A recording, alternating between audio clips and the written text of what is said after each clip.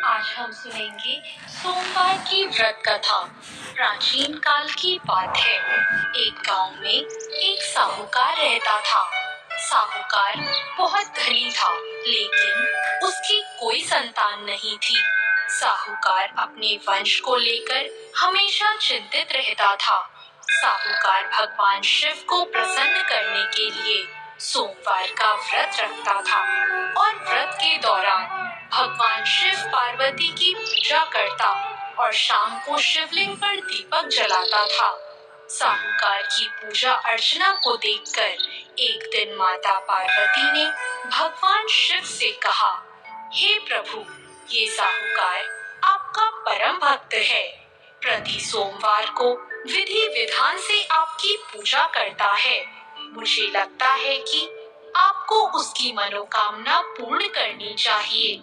शिवजी ने पार्वती जी की बात को सुनकर कहा, हे गौरी, ये संसार एक कर्म क्षेत्र है।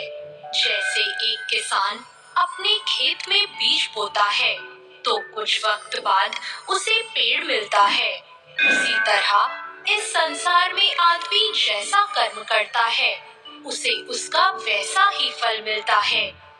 भगवान शिव बोले कि इसके कर्मों में संतान सुख नहीं है, लेकिन माता पार्वती ने भोले भंडारी से दोबारा आग्रह किया और कहा, हे नाथ, फिर भी आप इसकी मनोकामना पूर्ण कर दीजिए। यह आपका परम भक्त है। अगर आपने अपने भक्तों की इच्छा को पूर्ण नहीं किया तो वो आपकी पूजा आराधना क्यों करेंगे?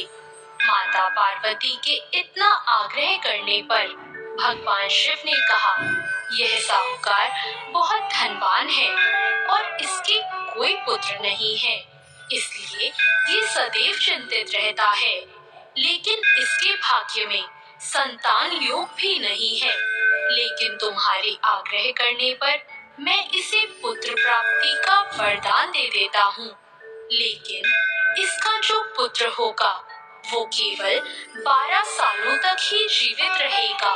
फिर एक रात्रि शिवजी ने साहूकार को स्वप्न में दर्शन दिए और कहा कि उसको जल्द ही पुत्र रत्न की प्राप्ति होगी, लेकिन उसका पुत्र दीर्घ आयु नहीं रहेगा, बल्कि केवल 12 वर्ष तक ही जीवित रह पाएगा। यह बात सुनकर साहूकार ना तो प्रसन्न हुआ और ना ज्यादा दुखी हुआ। साहूकार ने इस बात को सुनकर भी पूजा अर्चना जारी रखी और कुछ दिनों बाद साहूकार की पत्नी गर्भवती हो गई और उसने एक सुंदर बालक को जन्म दिया। बालक के जन्म से घर पर हर्षोल्लास का माहौल था, लेकिन साहूकार खुश नहीं था, क्योंकि उसको पता था कि उसके बालक का यह जीवन केवल 12 वर्ष तक का ही है और उसने किसी को भी यह बात नहीं बताई थी। जब साहूकार का बालक 11 वर्ष का हुआ तो साहूकार की पत्नी ने कहा कि अब इसका विवाह कर देना चाहिए, लेकिन साहूकार ने मना कर दिया और उसे शिक्षा के लिए काशी भेज दिया।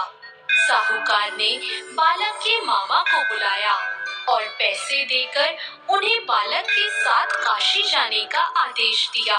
फिर साहूकार ने मामा भांजे से कहा कि वह काशी जाते समय रास्ते में यज्ञ करते हुए और ब्राह्मणों को भोजन कराते हुए ही जाए। दोनों मामा भांजों ने ऐसा ही किया। काशी जाते वक्त जिस रास्ते से मामा भांजे गुजर रहे थे, उसका राजा अपनी पुत्री का विवाह एक ऐसे राजकुमार से करवा रहा था जो कि काना था, यानी उसे एक आंख से दिखता नहीं था। दूल्हे का पिता इस बात से चिंतित था कि अगर दुल्हन पक्ष को यह पता चल गया कि दूल्हा काना है तो राजकुमारी विवाह के लिए मना कर देगी। इसलिए उसने जब साहूकार के पुत्र को देखा तो उसने सोचा कि मैं अपने बालक के स्थान पर तोरण के वक्त इस बालक को बिठा दूंगा और दुल्हन के पक्ष वालों को पता भी नहीं चलेगा।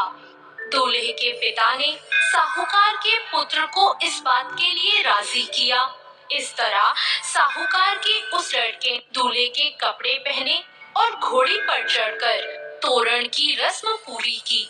तोरण के बाद फेरों की जब बारी आई तो दूल्हे के पिता ने साहूकार के पुत्र से अनुरोध किया कि वह दुल्हन के साथ फेरे ले और जब विवाह संपन्न हो जाए तो यह बात किसी को न बताए।